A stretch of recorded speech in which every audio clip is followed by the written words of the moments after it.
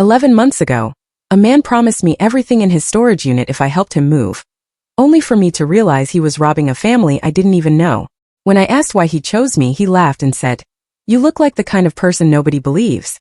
This morning I looked out my window and saw him standing in the rain outside my building. You know, sometimes you think you're finally catching a break? That glimmer of hope when you're down and out, just waiting for a stroke of pure luck. But what started as a desperate favor quickly spiraled into a nightmarish setup that nearly cost me everything, framing me for a crime I didn't commit. It all started last fall. I was between jobs, electricity bill looming, practically living on ramen. Then this guy, Trent, knocked on my apartment door. He looked absolutely wrecked, hair disheveled, eyes frantic. He needed help emptying an entire storage unit that afternoon because he had a flight to Portugal in 6 hours. If he didn't clear it, he'd owe another year of fees. The kicker? He said I could keep anything I wanted from it. I almost laughed in his face, thinking it was a joke until he flashed photos on his phone. Vintage guitars, antique furniture, boxes that glinted like old jewelry. "There's a lot of junk in there too," he admitted. "But whatever you want is yours if you help me out here." He even showed me his plane ticket, explaining how the moving company had bailed. My electricity was getting shut off the next day, and I'd been eating ramen for 2 weeks straight. So I swallowed my pride, borrowed my neighbor Carlos's beat-up pickup truck, and told Trent he had himself a deal. The storage facility was one of those sprawling, endless mazes of orange doors. Trent's unit was massive, practically a garage, tucked away in the very back corner. When he rolled up that metal door, my jaw hit the floor. This wasn't some forgotten pile of junk. It was an entire life, meticulously packed. Leather couches that looked brand new, a grandfather clock that probably cost more than my car, and guitar cases that made my musician's heart absolutely race. Trent was a nervous wreck, checking his phone every 2 minutes, muttering about how his ex had left him all this stuff in their divorce and he just wanted to start fresh. He helped me load a few boxes, constantly apologizing, then finally just handed me the key. "You're saving my life here," he said, gripping my hand with both of his. "Take whatever you want, and thanks for not making me deal with her stuff anymore." He practically sprinted to his car, peeling out of the lot while I stood there, staring at what felt like my personal lottery ticket of abandoned treasures. I spent the next 3 hours in pure heaven, carefully loading Carlos's truck. Every single box was a revelation. First edition books, pristine vinyl records, expensive kitchen appliances still in their packaging. There was a whole wardrobe of designer clothing, tags still on, boxes of collectible coins, enough tools to stock a hardware store. My apartment was furnished with milk crates and a mattress on the floor. But after today, I'd be living like an actual adult. That vintage Gibson acoustic alone could pay my rent for 6 months. As much as selling it would feel like selling a kidney. Then I found it. Tucked behind a stack of paintings was a filing cabinet. Inside, mortgage documents, tax returns, insurance paperwork, all organized in color-coded folders. My stomach did a weird flip when I saw the name at the top. It wasn't Trent. It belonged to somebody named Dr. Nathaniel Berger. I tried to rationalize it. Maybe Trent was a middle name or it was his ex-wife's maiden name. Rich people did weird things with their names, right? But then I opened a box labeled Family Memories 1995 to 2010, and my hands started shaking uncontrollably. Every single photo showed a middle-aged black couple with their 2 kids, birthday parties, graduations, Christmas mornings. The man in the photos definitely looked like Dr. Nathaniel Berger, medical degree hanging in the background, but Trent? Trent was a 20-something white guy with neck tattoos who looked nothing like anyone in these pictures. I grabbed another box, desperately hoping to find something that made sense, but it was full of baby shoes and kindergarten report cards for kids named Madison and Mason Berger. There was a Father's Day card that said, "World's Best Dad," with a photo of Dr. Berger teaching his son to ride a bike. My chest felt tight, my breath catching. It hit me like a punch to the gut. Trent had never owned any of this stuff. Had never been married to anyone in these photos. Had probably never even met the Berger family. He was just robbing them, or worse, setting me up to rob them, and I had no idea why. He'd somehow gotten access to this unit, and needed someone else's fingerprints all over everything when the real owners discovered their stuff was gone. Trent was probably already at the airport, heading anywhere but Portugal. But why me? Why was this guy I'd never met trying to ruin my life? What was in it for him? That's when I heard the sirens. They got louder, closer, and I stood there like an absolute idiot, those family photos shaking in my hands, watching 2 police cars pull into the storage facility and block the only way out. My legs felt like they were made of cement. My brain screamed at me to run, to explain, to do something, but I couldn't move a single muscle. Officer Lucas Thompson got out first, hand already on his gun, walking toward me real slow, telling me to step away from the truck and keep my hands where he could see them. The photos scattered all over the concrete as I dropped them and raised my shaking hands high.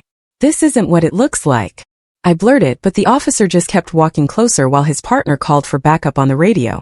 Detective Angela Rivera showed up about 5 minutes later in an unmarked car. She immediately started taking pictures of everything while the officer patted me down for weapons. I tried to explain about Trent, the job offer, and pulled out the storage unit key he'd given me. But the detective just looked at me like I was trying to sell her a bridge, photographing every single thing I'd loaded into that truck. That's when Dr. Nathaniel Berger's car pulled up. He got out with his teenage daughter, Madison, both of them staring at their stuff piled in Carlos's truck like they were seeing a ghost.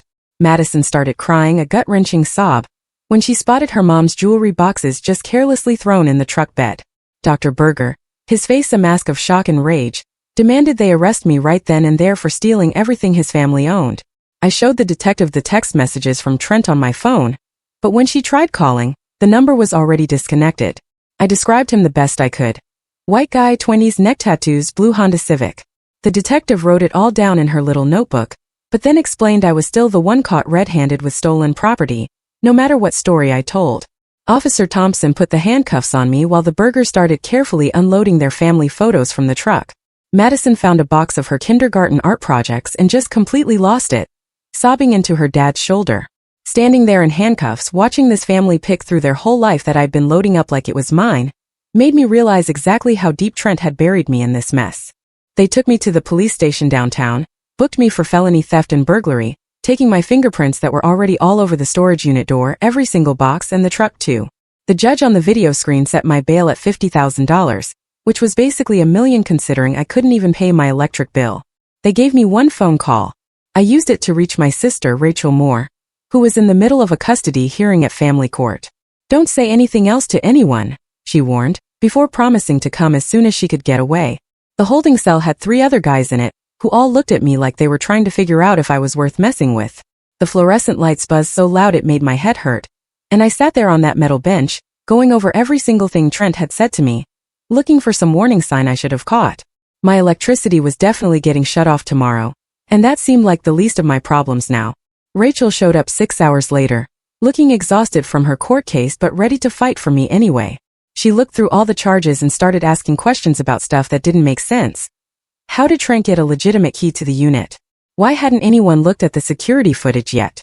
"We're going to figure this out," she said, but I could tell from her face that she knew this was bad. Really bad. And we both knew I didn't have the money for a real defense. The next morning, Carlos showed up at the jail mad as hell. I couldn't blame him. His truck was sitting in some police lot. He kept pacing back and forth while I tried to explain through the thick glass how this guy had played me perfectly. His face went from angry to confused when I told him about the photos in the storage unit, full of someone else's life. Carlos needed that truck for his construction job and said if he couldn't work Monday, he'd lose everything. Meanwhile, Detective Rivera was pulling security footage from the storage place and found something that made her sit up straight. She showed me grainy video of Trent going to that same unit 5 different times over the past month, always between 2 o'clock and 4 o'clock in the afternoon. The detective started making calls and discovered those were the exact hours when Madison worked at the hospital across town. This wasn't some random thing where Trent picked me out of nowhere. Rachel showed up 3 hours later with paperwork saying she put her house up to get me out on bail. She kept shaking her head while signing papers, telling me I should have known better than to trust some stranger. The ride back to my apartment was quiet until we got there and found the electricity had been cut off, just like the notice said. I used my phone's flashlight to throw clothes in a bag while Rachel stood in the doorway, saying I could stay with her. That same afternoon, Madison posted about the theft on Facebook with my full name and the photo from my arrest. Within an hour, my phone was blowing up with messages from people I'd never met, calling me every name you could think of. 3 of my guitar students texted to cancel their lessons, and one parent said she'd already told everyone at her church about me. Detective Rivera called a storage facility manager who remembered something weird from 2 weeks back. Someone claiming to be Madison had called to add an authorized person to the account. The caller knew Madison's social security number, and even her mom's maiden name, which was the security question. Madison found out his mail had been disappearing for months when he went to check old statements, credit card bills, medical stuff. Even the renewal notice for the storage unit never made it to his mailbox. Someone had been taking everything with his name on it and building up enough information to steal his whole identity. Rachel found a lawyer named David Park who said he'd take my case for free if it went to trial. He believed my story and started digging into similar scams in other cities. Within 2 days he'd found 3 cases in Phoenix where guys got tricked the exact same way by different people calling themselves Trent. I couldn't sleep at Rachel's place and kept checking my phone every 5 minutes for news. Every car that drove by made me wonder if Trent was out there watching, laughing at how perfectly he'd set me up. The detective kept working the case and pulled security footage from my apartment building. She got clear shots of Trent at my door the day he knocked. But when she ran his face through the system, nothing came up. Trent Morrison didn't exist in any database, which meant that wasn't even his real name. Then Carlos called me, panicking because someone had broken into his truck at the impound lot. They didn't take the truck, but they got his registration and insurance papers from the glove box. Now whoever was behind this knew where Carlos lived too, and he was yelling at me to fix this right now. My public defender called me the next morning, while I was making instant coffee, and told me to come to her office right away. Attorney Park had paper spread across her entire desk when I walked in, and she looked like she hadn't slept in days. She showed me printouts from cases in Arizona, Nevada, and New Mexico where someone matching Trent's description had pulled the exact same scam. Each time he found someone posting online about money troubles and offered them a storage unit full of valuables. 2 guys were sitting in prison right now because they couldn't prove they weren't the masterminds. Park said this proved a pattern, but we still needed more evidence to show I was just another victim. Rachel insisted I should meet with Madison to apologize in person, even though the idea made my stomach hurt.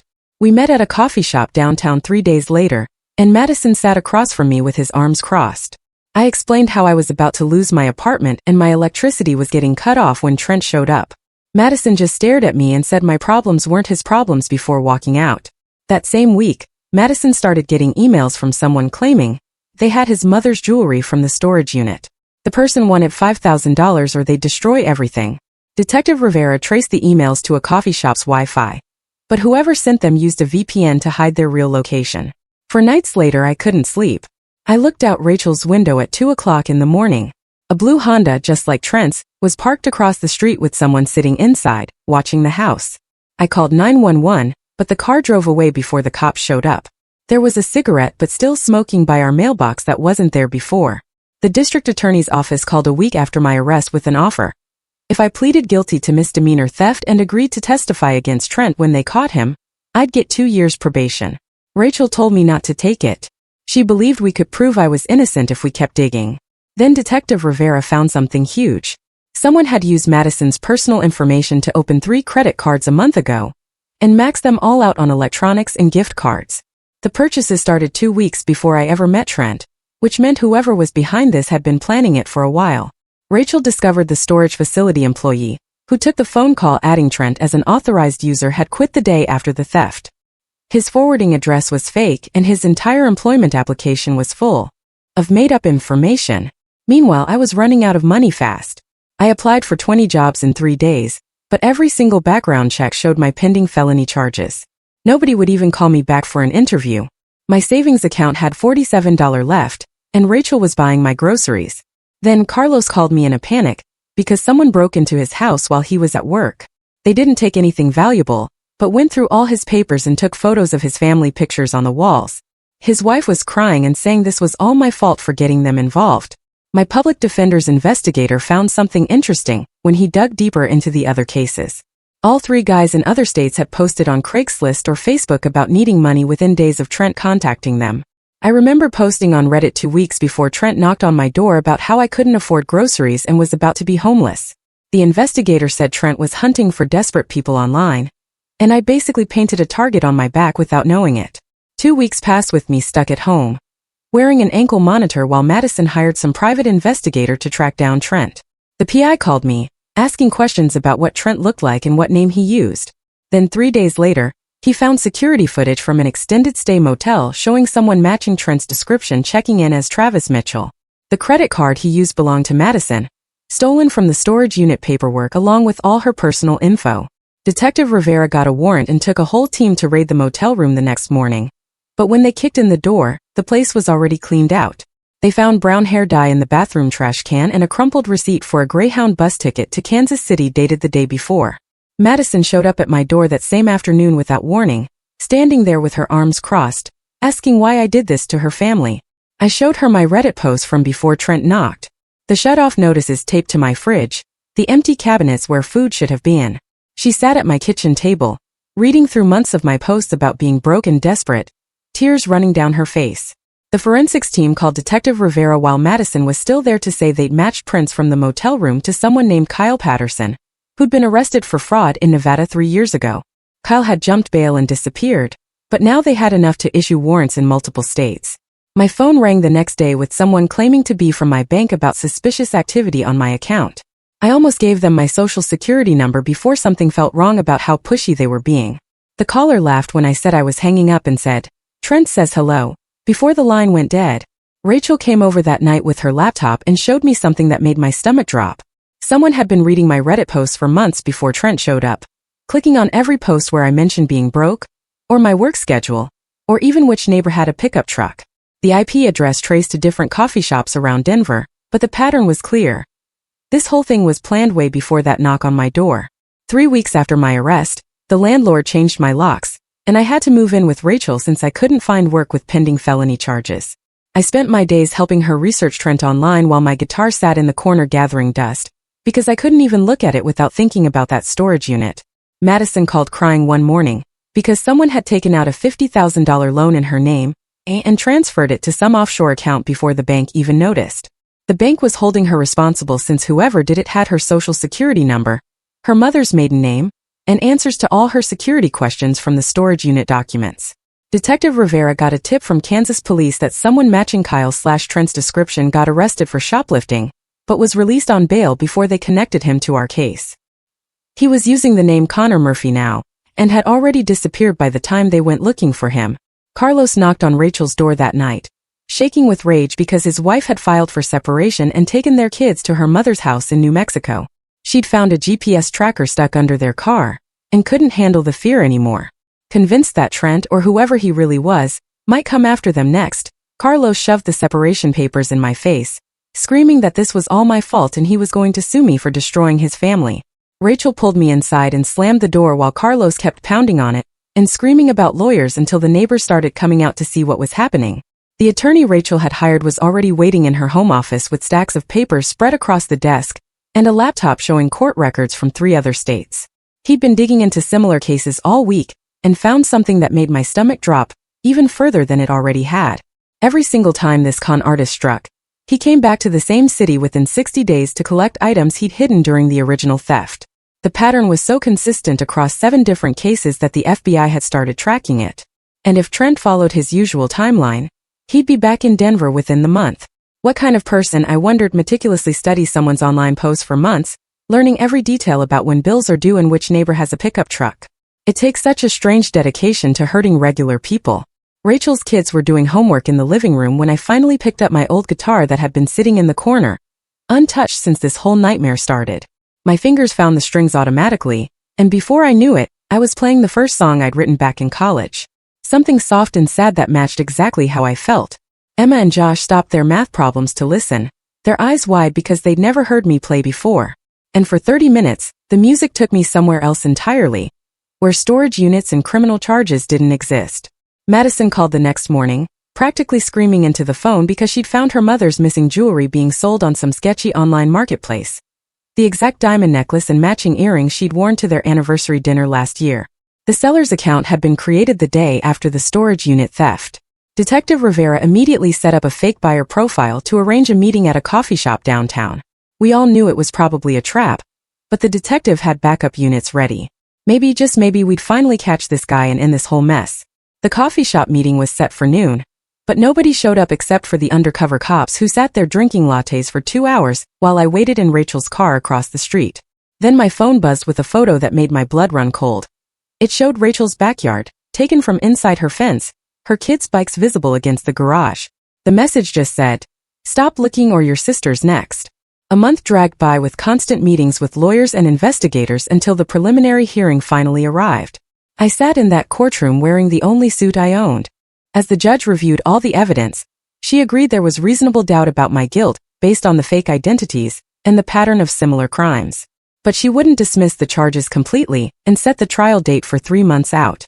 Madison's medical practice started falling apart because patients heard about the identity theft, and worried their personal information wasn't safe anymore, forcing her to hire an expensive security firm to audit everything and prove his systems were secure. Rachel discovered something even worse when she started calling around to different storage facilities. The employee who'd quit right after the theft wasn't really named Jake Winters at all. Security footage from 3 weeks before the theft showed him meeting with Trent in the parking lot multiple times, going over facility maps and discussing something that looked pretty intense based on their body language. They'd been planning this together from the very beginning, setting me up as the perfect fall guy who desperately needed money and would jump at any opportunity. I was loading groceries into Rachel's car at the King's Supers on Colorado Boulevard when 2 guys came up behind me and started shoving me against the trunk. They kept yelling that I'd stolen from their uncle, who turned out to be one of Madison's cousins. Rachel's kids were watching from the back seat as these guys threw punches at my ribs. I kept my hands at my sides and didn't fight back, even though every instinct screamed at me to defend myself. One arrest for fighting would violate my bail and send me straight to jail. Detective Rivera called that night with the DNA results from the cigarette, but they'd found outside Rachel's house, and it matched the sample they'd gotten from Kyle or Trent, or whatever his real name was. She immediately increased police patrols around Rachel's neighborhood, but we all knew that wouldn't really stop someone who'd been doing this for years, and clearly knew how to avoid getting caught. Madison got a storage unit bill in the mail for a facility all the way across town in Aurora, a place he'd never even been to. But somehow the unit was in his name with his forged signature on all the paperwork. Detective Rivera got a warrant within hours, and when they opened that unit, they found boxes and boxes of stolen items from at least a dozen other victims. Everything from electronics to artwork to someone's entire coin collection worth thousands of dollars. The cops took photos of everything while I sat in the back of a patrol car for the second time that month. 6 weeks crawled by with me stuck at Rachel's house, wearing an ankle monitor that beeped if I walked past her mailbox. My lawyer's investigator finally tracked down this guy in Phoenix who'd been locked up for the same exact thing 2 years ago. The guy told him over the phone that Trent never worked alone and had some tech person who did all the computer stuff like making fake IDs and picking which people to target. Rachel's kids came home from school every afternoon, and I started teaching her youngest, Emma, how to play guitar just to feel useful again. She picked it up crazy fast and reminded me why I used to love music before all this mess started. It was the first time I'd smiled in weeks, watching her tiny fingers find the right chords. Then Detective Rivera called about what they found when they really dug through that Aurora storage unit. There were 7 manila folders with photos and information about different people, including me. My folder had pictures of me walking to the coffee shop 6 months ago, notes about when I worked at the music store, and even recordings of my phone calls to my landlord about the late rent. Someone had been watching me for half a year before Trent showed up at my door. Madison finally agreed to meet with the prosecutor after seeing all this evidence. She told him she believed I might be innocent now, but he still wouldn't drop the charges because he needed someone to blame for her dad's missing stuff. That same week, Rachel came home from her law firm looking sick. Her senior partners had gotten a bar complaint about her harboring a criminal, with photos of me living in her house. They suggested she should distance herself from me if she wanted to keep her job. The FBI took over the case after they connected our situation to similar cons in 5 other states. Agent Sarah Coleman interviewed me for 3 hours in their Denver office, going through every detail of that day with Trent. She actually believed my story and said the charges might get dropped if I helped them catch whoever was really behind this. 2 months after my arrest, I still couldn't find any work because every background check showed pending felony charges. Even the fast food places turned me down the second they ran my name. I sold my whole guitar collection to help Rachel with bills, keeping only the Martin my dad gave me before he died. The FBI traced the money from all these scams to offshore accounts connected to someone they called the architect, who planned these identity theft schemes. Agent Coleman explained that Trent, whose real name was Kyle something, was just one of many collectors who carried out the plans. Carlo showed up at Rachel's house drunk one night, screaming about how I'd ruined his truck's reputation. He threw a punch that Rachel's doorbell camera caught perfectly before I even had time to react. Now, we both had criminal charges pending, which made everything worse. Madison started posting about my case on social media after she learned about all the evidence. Her post went viral in Denver, with hundreds of people sharing their own stories about getting scammed the same way. The comments under Madison's post got nastier every day until my phone rang with a number I didn't recognize. Madison's voice was quiet when she said she was sorry for what people were saying about me online. She explained how her dad had lost his whole medical practice after the storage unit thing hit the news, and she'd been so angry she wanted someone to pay. Now she realized I was just another victim like them, and asked if I'd help track down the real criminals. I told her yes immediately because anything was better than sitting in my apartment watching my life fall apart. 10 weeks had passed since my arrest when Detective Rivera called with actual good news for once. Someone using Madison's stolen credit card had been caught on camera at a casino in Laughlin, Nevada.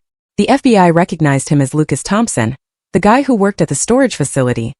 The same Jake, who'd supposedly been on vacation when everything went down, but who'd actually been helping Trent the whole time. They had him on camera using 3 different stolen cards from the Berger family, plus footage of him at an ATM withdrawing cash. The FBI moved fast after that. Rachel called me crying the next morning because her law firm had put her on administrative leave, while the state bar investigated her for representing me. They said she'd created a conflict of interest by taking my case when she knew I might be guilty. Her mortgage was due in 5 days, and she'd spent all her savings on my bail and legal fees. I felt sick knowing my mess had destroyed her career too. 2 days later, Jake got arrested trying to cross back into California from Nevada. Detectives said he started talking before they even got him to the station. Jake told them everything. How Trent's real name was Kyle Morrison, and he'd been hiding in Denver this whole time using the name Ryan Torres.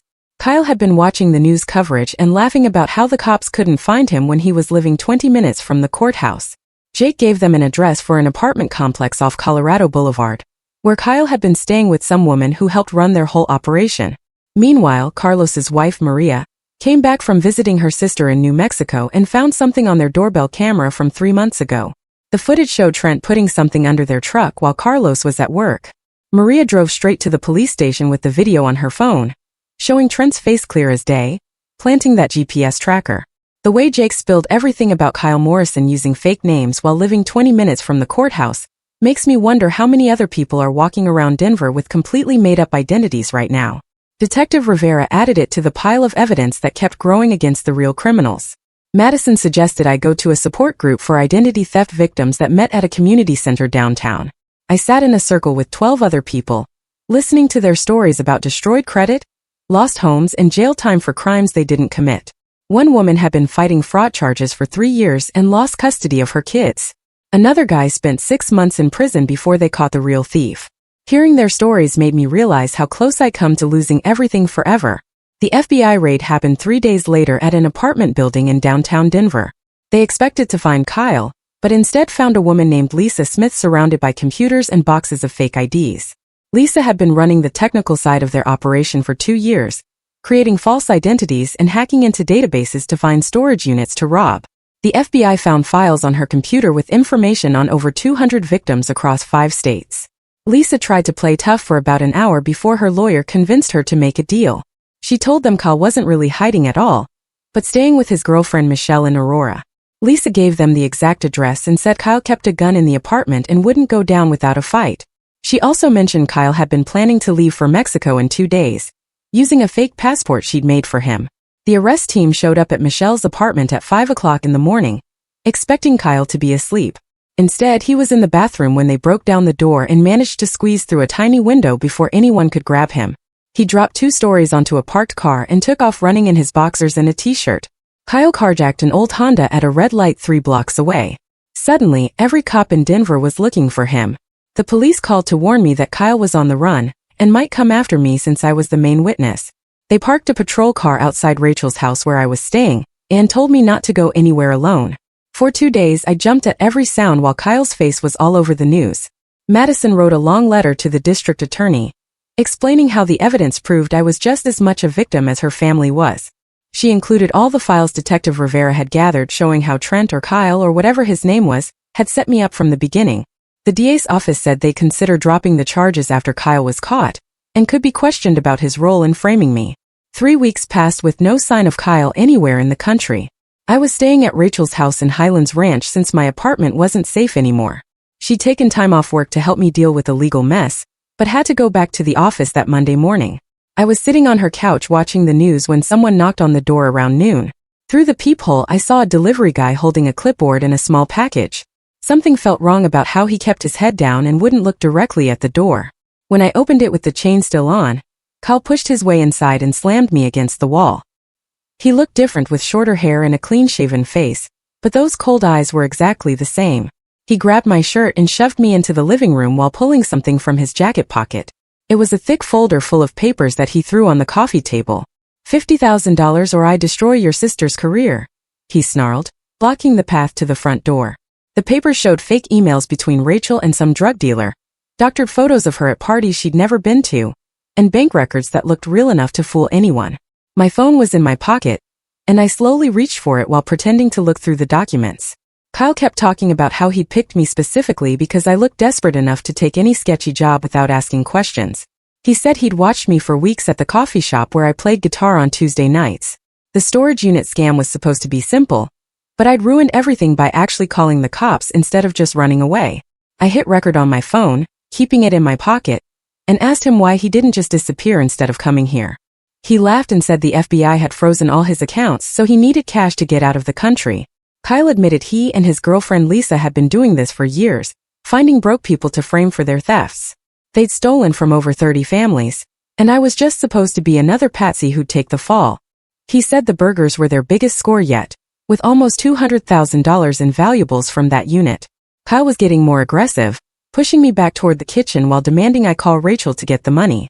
That's when I heard her car pull into the driveway, earlier than expected. Kyle's face went white as he realized he was trapped. Rachel walked through the front door calling my name and froze when she saw Kyle standing in her living room. She immediately pulled out her phone and dialed 911 while Kyle tried to push past her to the door. I grabbed him from behind, and we crashed through the screen door onto the front lawn. Kyle threw punches and tried to break free, but I held on tight while Rachel screamed our address to the dispatcher. The neighbors came outside to see what was happening, and Kyle kept struggling to get away. Within minutes, 3 police cars pulled up, and officers pulled us apart. Kyle tried to claim I attacked him, but I pulled out my phone with the recording still running. The officers listened to Kyle admitting to everything while Rachel showed them the fake documents he'd brought. They arrested Kyle right there on her lawn, reading him his rights while the whole neighborhood watched. At the station, Detective Rivera couldn't believe Kyle had been stupid enough to show up and threaten us. The recording was perfect evidence, and the FBI agents who showed up were thrilled to finally have him in custody. Kyle's bail was set at $500,000 cash, only because of the flight risk and multiple state charges. Over the next few weeks, the FBI uncovered the full scope of what Kyle and Lisa had done. They'd stolen over $2 million from families across 7 states over the past 5 years. Each victim was carefully chosen, always someone struggling financially who could be easily framed. The FBI found detailed notes about each target in Lisa's apartment, including surveillance photos and background research. I was victim number 27 on their list, with notes about my money problems and how I'd be perfect to frame. 12 weeks after Kyle's arrest, someone knocked on Rachel's door while I was making lunch. Through the window I saw Carlos standing on the porch, looking uncomfortable. Rachel let him in and he stood in the hallway, not making eye contact with me. His wife had convinced him we were both victims of Kyle's manipulation, and he wanted to apologize for hitting me. We shook hands, but both knew things would never be the same between us. The friendship was broken beyond repair, even if we could be polite to each other. 2 days later, I sat in the courtroom as the district attorney officially dropped all charges against me. Madison was there with her father, and Rachel sat beside me, holding my hand. The judge read the dismissal order and said my record would be completely expunged within 30 days. I started crying right there in the courtroom from pure relief. My lawyer said it was the fastest dismissal she'd ever seen once the FBI provided all their evidence. Rachel got good news the next week when the Bar Association dismissed the complaint against her. The FBI had sent a letter explaining how she was protecting a crime victim, not harboring a criminal. Her law firm felt so bad about suspending her that they offered her junior partner as an apology. She accepted but said the whole experience had changed how she saw the legal system. Even with Kyle in jail and the charges dropped, I couldn't shake the paranoia that followed me everywhere. Every knock on the door made my heart race, and I checked the peephole 3 times before opening it. Strange cars parked on the street made me nervous, and I started having nightmares about being arrested again. Rachel convinced me to start seeing a therapist who specialized in trauma from false accusations. The therapist said it would take time to feel safe again after being hunted and framed for something I didn't do. 3 months later, I sat in the federal courthouse as the star witness in Kyle's trial. He was facing 40 years for identity theft, fraud, extortion, and running a criminal enterprise across state lines. I took the witness stand and calmly told the jury exactly how he'd manipulated me from that first knock on my door. Kyle stared at me with pure hatred the entire time I testified, but I didn't look away. The prosecutor asked me to describe finding the Berger family photos and realizing I'd been set up. I explained the sick feeling of discovering those documents, and knowing Kyle had orchestrated everything to destroy my life. Kyle's lawyer stood up and walked toward me with this fake smile on his face. He started asking if I'd been behind on rent, and I said yes. He asked if my power was about to be shut off, and I said yes to that too. He pulled out papers showing I'd been unemployed for 3 months before meeting Kyle. Then he asked if I'd kept loading the truck, even after seeing the first few valuable items. I stayed calm and reminded him about the recording where Kyle admitted he picked me because I was desperate. The lawyer's face got red, but he kept pushing, asking why I didn't call the police right away if I was so innocent. I explained that I thought everything was legal until I found those family photos and documents. How did Kyle know exactly when Rachel would be at work and that I'd be alone at her house? The way he studied every detail about his victims for months is so strange. Watching me play guitar, tracking my money problems, even knowing which coffee shop I went to on Tuesdays. The judge finally told the lawyer to move on when he kept asking the same questions different ways. 4 months had passed since Kyle's arrest when Madison took the stand next. She talked about getting that call from the police, saying they'd found her family stuff in some stranger's truck. Her voice shook when she described seeing their Christmas ornaments and photo albums spread out in the evidence room. She had to pause when she talked about her dad's medical degree being found crumpled in a box. Several jurors wiped their eyes when she explained how violated they felt, knowing someone had gone through their dead mother's jewelry. The prosecutor showed pictures of all the family items that had been recovered. Madison identified each piece while tears ran down her face. Then Lisa Williams took the stand in her orange jumpsuit and chains. She looked different from her booking photo, thinner and older somehow. The prosecutor asked her about the scheme, and she spilled everything. She told the jury how she and Kyle had spent months looking for the perfect victims online. They searched social media for people posting about money problems and being alone. They found my post about selling my guitar to pay rent, and knew I was perfect. Lisa explained how Kyle would scout the storage facilities, while she researched the owners. They'd done this 12 times before, but I was the first one who got caught. The prosecutor asked why she was testifying, and she said she wanted a reduced sentence. Kyle kept shaking his head and whispering to his lawyer the whole time she talked. When it was Madison's turn to talk about the damage, she brought receipts and bank statements. Her family had dealt with over $100,000 in fake charges on her dad's accounts. She explained how the criminals had used her dad's information to open new credit cards and loans. The banks took months to fix everything while her family's credit was destroyed. She talked about missing her brother's college tuition payment because their accounts were frozen. The insurance company had refused to pay at first, saying the family had given someone access. Her dad had spent hundreds of hours on the phone trying to fix everything. The jury went to deliberate after 3 days of testimony and evidence. They only took 3 hours to come back with their verdict. The judge asked Kyle to stand while the jury foreman read the decision. Guilty on all counts, including identity theft, conspiracy, and fraud. Kyle didn't react at all, just stared straight ahead like he expected it. His lawyer asked for the verdict to be set aside, but the judge denied it immediately. The prosecutor said Kyle was facing 25 years based on the federal charges. During the sentencing preparation, investigators kept finding more victims who'd never reported anything. They found 12 more people Kyle and Lisa had scammed the same way. Some were too embarrassed to come forward, and others thought the police wouldn't believe them. One man had lost his house after Kyle destroyed his credit. Another guy lost custody of his kids when he got arrested for the theft Kyle framed him for. The judge ordered reports on all these victims for the sentencing hearing. I met with 5 of the other victims at the prosecutor's office one afternoon. We sat around this big conference table, sharing our stories. The man who lost his house still lived in his car 6 months later. The father who lost his kids only got supervised visits now. One woman's husband had left her, thinking she was really a thief. Another victim had tried to kill himself after being arrested at his job. I realized how lucky I was that Detective Rivera had believed me. These people's lives were completely destroyed while I just had a bad few months.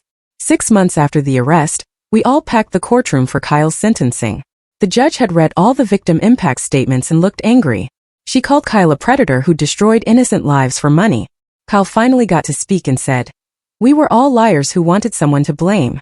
The judge sentenced him to 18 years in federal prison with no chance of parole. As the guards led him away, Kyle turned to me and said, "This wasn't over." The federal marshals wrote down his threat and said they'd be watching him. Lisa got sentenced next, and the judge gave her 5 years with possible parole in 2. She turned to all of us victims and apologized, saying Kyle had manipulated her too. Nobody believed her, but at least she'd helped convict him by testifying. The prosecutor said she probably served the full 5 years anyway. After everything was over, The storage facility's insurance company finally agreed to pay Dr. Berger for the attempted theft. Madison called me a week later with surprising news. Her dad wanted to give me $10,000 as an apology for all the trouble. I tried to refuse, but Madison said her dad insisted since I'd been falsely accused and harassed. The money hit my bank account 3 days later, and I immediately put half toward renting a small space downtown for music lessons. I printed flyers at the library and posted them around coffee shops, then bought a decent acoustic guitar from a pawn shop since I couldn't bring myself to play anything that reminded me of that storage unit. Madison called 2 weeks later asking if I teach her guitar, which felt weird considering everything that had happened. She showed up for her first lesson carrying a brand new Yamaha, and we spent most of the hour not making eye contact while I showed her basic chords. By the third lesson, we were actually talking about music instead of pretending we hadn't met during the worst week of both our lives. Rachel got promoted to partner at her firm that same month, and when she found out I was still sleeping on a friend's couch, she practically dragged me back to her house. She set up the guest room with actual furniture this time and wouldn't let me argue about rent, saying we'd gotten closer through all this mess than we'd been since we were kids. Carlos invited me for dinner one night and I went mostly because refusing felt rude after everything. His wife made enchiladas while his kids showed me their new security system, making jokes about how many cameras they had now. Carlos and I drank beers on his porch and didn't talk about what happened, but we both knew we'd never really hang out again after this. A letter arrived the next week from someone in Arizona who said Kyle had scammed them too, thanking me for being the one who finally got him caught. They included a check for $500, saying they'd gotten their settlement and wanted to pay it forward to someone else he'd hurt. 8 months after Kyle's arrest, I played my first gig at a coffee shop near my teaching studio. The place was half empty, but Rachel brought her kids, and Madison showed up with her parents, which was strange but somehow right. Detective Rivera stopped by my studio one afternoon to tell me Kyle had been attacked in prison and was now in protective custody. She said he'd probably never hurt anyone again, at least not for a very long time. I still checked my locks twice before bed and let unknown calls go to voicemail, but my therapist said that was normal after what I'd been through. The paranoia was fading but would probably never completely disappear, just become something I managed instead of something that controlled me. A documentary filmmaker emailed me about including my story in a series on identity theft, and I agreed to do it, thinking maybe it would help someone else avoid getting caught up in something similar. Madison kept taking lessons, and by month 4, I was teaching her a song she could play for her dad's birthday. Watching her practice made me realize I'd rebuilt my life differently this time, more careful, but also more connected to people who actually mattered. 6 months into running my teaching studio, I had 12 regular students and 3 more on a waiting list. I'd mounted my father's old guitar on the wall behind my desk, not to play, but to remind myself that I'd survived losing everything else and still found my way back to music. The vintage Gibson from the storage unit was long gone as evidence, but I didn't need it anymore. My students brought their own guitars and their own stories, and I taught them chords while slowly forgetting the weight of handcuffs and the sound of sirens. Kyle was doing 5 to 7 years upstate, and I was teaching kids how to play Wonderwall badly, which felt like the right ending to the wrong story that started with a knock on my door.